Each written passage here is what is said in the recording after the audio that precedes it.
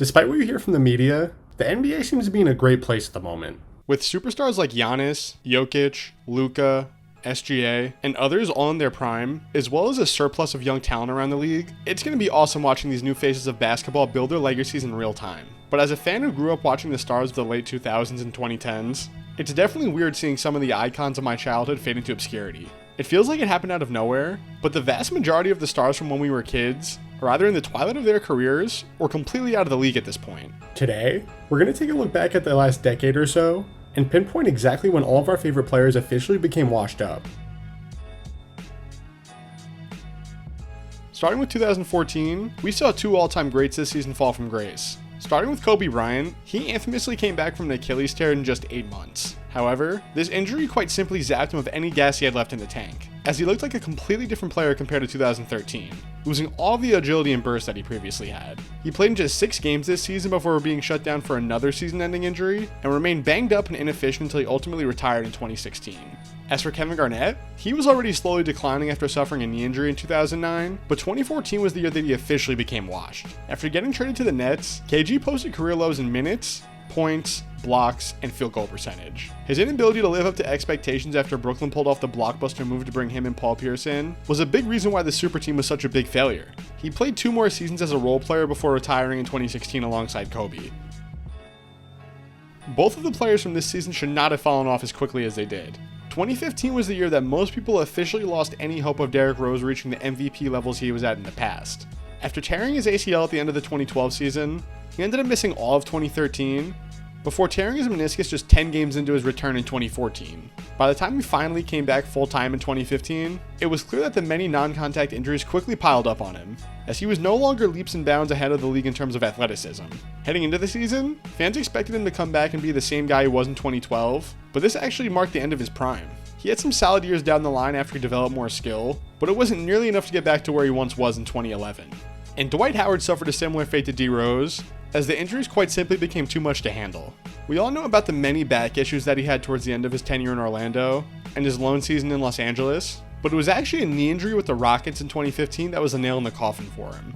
He missed 41 games during this year with something called knee edema. During the time he was out, Houston was able to elevate their offense. They were no longer feeding him inefficient post touches. When he eventually came back, he was no longer a focal point for the team. From this point forward, Dwight spent 1 more year putting up mediocre stats with the Rockets, before he bounced around the league for the rest of his career and ultimately fizzling out. 2015 was the first time since 2007 where he failed to make the All-Star team. And since he would never make another one again in his career, it's pretty obvious that this was the year he became washed. In 2016, we saw 2 legends swiftly fall from grace. Starting with Paul Pierce, his All-Star days ended once he went to the Nets just like Kevin Garnett. However, he was still a decent starting caliber small forward. After his lone year in Brooklyn, he spent 2015 in Washington, where he had one of the craziest playoff runs I've ever seen in terms of clutch shot making, as it truly felt like everything he threw up during crunch time just ended up falling. Following this insane stretch, Pierce signed with the Clippers to go home and play for his hometown, as well as rejoin his old coach, Doc Rivers. Once he got there though, his numbers fell across the board, as it was clear he could no longer be a true contributor for an NBA team. And there wasn't any major moment or injury that happened, he quite simply just got old. He was still able to produce in a big way well into his mid-30s because his game didn't really rely on athleticism, but everybody isn't LeBron, and his time just expired once he got to the Clippers. Tim Duncan's decline, on the other hand, was much more sudden and suspicious. He was a key contributor on San Antonio's championship team in 2014, and then more than held his own against the best front court in the league when the Spurs played the Clippers in the 2015 playoffs. However, once 2016 rolled around, he kind of just lost it. With LaMarcus Aldridge joining the team this season, everyone knew that Tim was going to take a back seat, in the regular season at least. But it was expected that once the playoffs rolled around, he was going to be ready to be leaned on, since he wasn't gassed out from the regular season. This plan failed to materialize though, as he put up just 6 points and 5 rebounds a game, and most notably shot 35% from the field in the conference semis, where his Spurs were eliminated by the OKC Thunder. When trying to diagnose the issue, I saw that his knee was really giving him trouble throughout 2016. So I think I'll attribute it to this, as well as the fact that his 39-year-old body just couldn't withstand the grind of an NBA season anymore. Only one legend fell off in 2017, and that was Dirk Nowitzki. Despite being 38 years old this season, The Mavericks were still looking to compete, with a roster centered around their sharpshooting big man, as they signed Harrison Barnes in the offseason to help give them some additional scoring punch. They did sneak into the playoffs the season prior, so it was logical to expect them to try and get whatever they could out of Dirk in these final years. But right off the bat, it was clear that his days in the NBA were numbered. He missed 19 out of the first 24 games this season with Achilles issues. So much so, that he was quoted saying any type of basketball movement would lead to instant pain in the area. And you could tell this statement was true just by watching the way he was moving after he came back. It was honestly tough to watch. That pain became really noticeable in 2017, as he put up his worst scoring numbers since his rookie year. Even though he hung around for a couple of more seasons, 2017 was the point where everyone noticed that the Mavs needed to go into a rebuild, since the window on Dirk's prime was clearly closed at this point. 2018 might be the most notable year on this whole list. Starting with Dwayne Wade, you can argue that he began to fall off during his lone season in Chicago the season prior, as he failed to make the All-Star team for the first time since his rookie season. However, he still put up decent numbers, scoring about 18 a night on a playoff team. His future was in limbo with Chicago, until he was suddenly traded right before the 2018 season started to the Cleveland Cavaliers. He was infamously slotted into the starting lineup, taking longtime starter J.R. Smith's spot. The magnifying glass was right on him, as many critics didn't think he deserved to play over JR without proving anything first. And he did nothing but prove the critics right. He was downright horrible in Cleveland, putting up just 11 points per game. Things were so bad in Cleveland that he was traded back to Miami for just a second round pick in return, which basically said that the Cavs just wanted to get rid of him. When he was back in Miami, he would come off the bench for another year and a half before retiring in 2019. Wade himself said that he knew it was time to retire once he started playing in Cleveland, as he just couldn't produce the way he used to, and was mentally checked out at that point. Elsewhere, Carmelo Anthony finally got out of New York as he was traded to the Oklahoma City Thunder about a month before the season started. He was still an all-star, averaging well over 20 points a game for the Knicks. However, New York was pretty horrible during this time, so it had been about 4 seasons since we truly saw him play some meaningful basketball.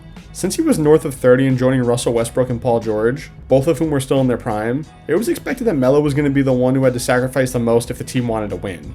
But he must have seen things differently, as he infamously laughed off the possibility of coming off the bench during media day. Or even coming off the bench. And the second question is... Who, me? Oh.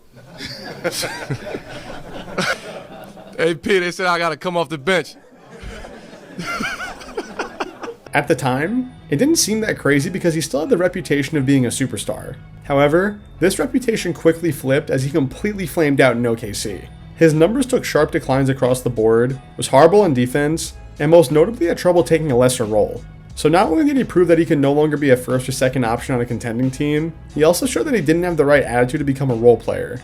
Basically, everyone in the NBA knew that Carmelo was washed up, besides Carmelo himself, and this ended up causing him to get exiled from the league for a brief period in 2020.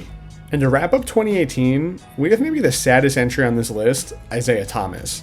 IT broke out as a superstar in 2017, averaging almost 30 points a night to lead the Celtics to the 1 seed in the East. But during their playoff run to the conference finals, he played through a hip injury that the team told him wouldn't have any long-term impact on his career. After that, he was traded to the Cavs for Kyrie Irving. As crazy as it seems now, there were questions about who won this trade at the time, because people really thought that Thomas was at the very least on the same level as Irving. However, once he suited up for Cleveland, it was clear he wasn't the same player that he used to be. Similar to our elite running backs in the NFL of a short prime, IT suffered one major injury that immediately ended his brief peak, as he never got anywhere close back to the 2017 level of production, despite the many tweets from him claiming he could still do it if given the opportunity. 2019 saw the first of 2 premier big men of the 2010s suffer major injuries in consecutive years that cut their prime short. When DeMarcus Cousins signed a 1-year deal with the Warriors in the 2018 offseason, the basketball community collectively freaked out. Even though he was coming off of a torn Achilles, most people thought that there was no better place for him to ease himself back into game shape, while simultaneously fitting the lone hole in the Warriors lineup at center. While his numbers were unsurprisingly down upon his return, Golden State still went 23-7 with him in the lineup. Many hoped that he would eventually get back to his old ways in the playoffs, but he ended up tearing his quad in Game 2 of their first round series against the Clippers. He somehow made it back for the finals in June, but was clearly not the same player he used to be. After this, he ended up tearing his ACL in the offseason and missed all of 2020. From there, he bounced around the league as a backup for a couple of years, before falling out of the NBA entirely. Moving on to 2020, Blake Griffin's career resurgence in Detroit came to an end just as quickly as it began. The Pistons had a very successful year in 2019, as it was one of the 2 seasons since 2009 where they made it to the playoffs. The biggest reason why was Blake Griffin, who had arguably the best season of his career, putting up 24.5 points, 7.5 rebounds, and 5.5 assists on career-high efficiency from 3. But unfortunately, he ended up tearing his meniscus towards the end of the regular season. Like Isaiah Thomas, he decided to play on it in the playoffs, suiting up for games 3 and 4 of their first-round series against the Bucks, where they eventually got swept. While he said the decision to play didn't impact his knee in any way, he came back in 2020 and played in just 18 games before being shut down for another procedure on the same knee. From this point on, he was quite simply no longer a superstar, or even a starting caliber player, as he ended up taking on a bench role until ultimately retiring in 2023. Moving over to the point guard position, we lost two of the most electrifying guards in recent memory in 2021. Starting with Kemba Walker, I went a bit deeper into this during my video about the 2021 Celtics, but here's a brief summary. The team needed him more than ever due to the departure of Gordon Hayward, but both his numbers and games played were not anywhere close to the franchise cornerstone he was supposed to be. And this was because his knees were quite simply shot at this point. After this disastrous 2021 campaign, he was shipped out to OKC, who immediately waived him. Next was a pair of unsuccessful stints in New York and Dallas, which led to him being out of the league by 2023. For John Wall, it took us multiple years to see his actual decline. His 2019 season was pretty similar to his typical numbers in terms of production, but he appeared in just 32 games due to a heel injury. While rehabbing said injury, he ended up tearing his Achilles, which led to him missing all of the 2020 season as well. By the time he came back for 2021, the Wizards moved him to the Rockets in exchange for Russell Westbrook. Houston was just beginning a full rebuild at this time, which gave him plenty of opportunities to prove he was still a top point guard in the league. However, the large sample size shows that his best days were clearly behind him, as he put up extremely unimpressive numbers during his stint in Houston. The Clippers would then take a flyer on him to start the 2023 season to see if he could still be productive in a lesser role, but he unfortunately wasn't able to do that either. After showing he couldn't be the focal point or a supporting piece on a team, Wall was out of the league after 2023 just like Kemba. It took all of one season for Russell Westbrook to go from putting up record-breaking numbers to people questioning if he should just flat out retire. After a slow start with his new team in 2021, Russ went on an absolute tear to close out the season, dragging the Wizards to the playoffs while averaging a triple-double for the 4th time in 5 seasons. This was enough to convince the Lakers to break up their championship core and put together a blockbuster deal to bring in Russ to play alongside LeBron and AD. On paper, this big three looked amazing, but there were immediately questions regarding how well they would mesh together on the floor. And unfortunately, it was pretty awful.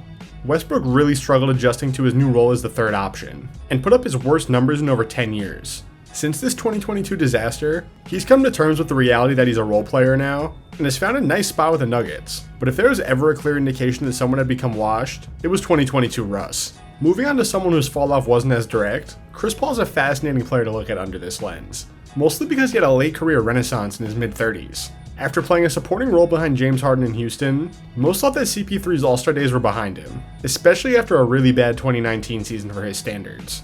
But right when everyone thought his NBA career would go to die in OKC, he caught a second wind, somehow leading that young Thunder team to the playoffs. From there, he was traded to Phoenix, where he immediately took them to the finals and almost won.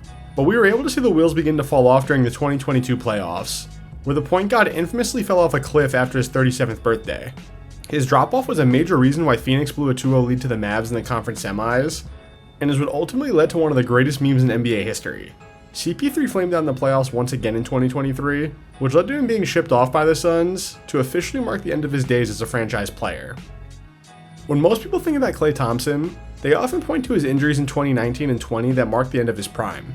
And you can definitely make an argument that his peak ended the night he tore his ACL in the 2019 finals, but he was still a productive player for the Warriors after his long-awaited return a couple years later. He had some massive games as a starter for them in the 2022 championship run, and then averaged north of 20 points per game on over 40% from 3 in 2023. However, his age and injury seemed to finally catch up to him last year in 2024. Heading into his contract year, Klay was eager to show both the Warriors and other potential teams that he was deserving of a massive payday. With this in mind, his shot selection just went out the window, which really hurt Golden State's offense. Klay's poor decision making was so damaging that it led to him getting benched for a period of time. Golden State finished as the 10 seed in 2024, putting them in the play-in tournament where they faced an elimination game to save their season. In that said game, Klay put up a donut on 0 of 10 shooting in what turned out to be his final game in Golden State, which really indicated that he was truly washed up at this point. Now that we're approaching the home stretch of the 2025 season, it's clear that the one major star who has fallen off a cliff is Paul George. When PG signed his massive $200 million extension with the Sixers this past offseason, all that Sixers fans wanted from him was to be better than Tobias Harris. But that's pretty much the exact player he's become. But he's honestly turned into an injury-prone Tobias Harris at this point in his career. Of course, you can point to the fact that Philly's had crazy lineups all year due to a plethora of injuries, including multiple that George has had to deal with himself. But with the injuries to Maxey and Embiid, you would think that his counting numbers would at least be elevated or on par with what they used to be. With lower averages and poorer efficiency, it's looking like PG's days as a star player are behind him. And now that we're officially caught up to today, I want to hear what you guys think. Which player's fall off was most noticeable to you? And who do you think will be next to regress in the coming years? Let me know in the comments down below, subscribe for more, and I'll see you guys in the next video.